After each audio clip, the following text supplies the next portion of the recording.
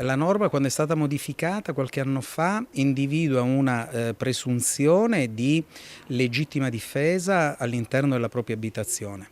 Però c'è sempre un limite e il limite è quello di non eccedere la proporzionalità. Significa che se la persona che entra all'interno dell'abitazione non minaccia, non svolge degli atti né di violenza né di minaccia nei confronti delle persone che abitano all'interno dell'abitazione, o solo banalmente appena entrate fuggono, l'eventuale uso dell'arma potrebbe essere considerato sproporzionato. Proporzionalità, questa è la parola chiave quando si parla di legittima difesa in base alla normativa introdotta qualche anno fa.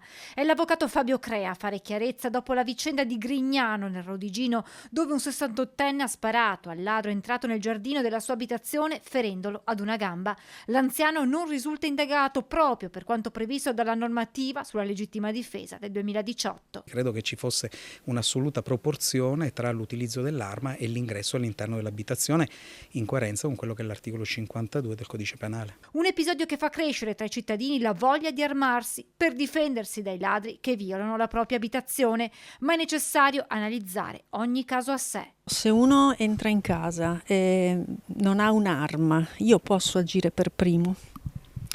Si può agire per primo se la persona viene minacciata o viene aggredita o ritiene di poter rischiare la propria incolumità, la propria o dei propri cari.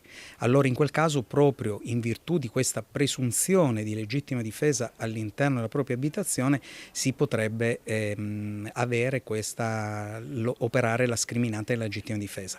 Se invece il ladro che entra all'interno dell'abitazione, accortosi della presenza degli abitanti, scappa via e quindi ha un comportamento non minaccioso né violento, un eventuale colpo di pistola potrebbe essere considerato sproporzionato. Fin qui si parla di difesa della propria persona e dei propri cari, diverso quando si parla di difesa dei propri beni. Si innesta in questo caso una sproporzione di beni giuridici, nel senso che se viene per evitare la sottrazione di un bene patrimoniale si uccide una persona, questo viene considerata una sproporzione tra beni giuridici, anche se è avvenuta all'interno della propria abitazione. Quindi la proporzione e la scriminante della legittima difesa opera solo se la violenza e la minaccia viene effettuata nei confronti della propria persona o dei propri cari.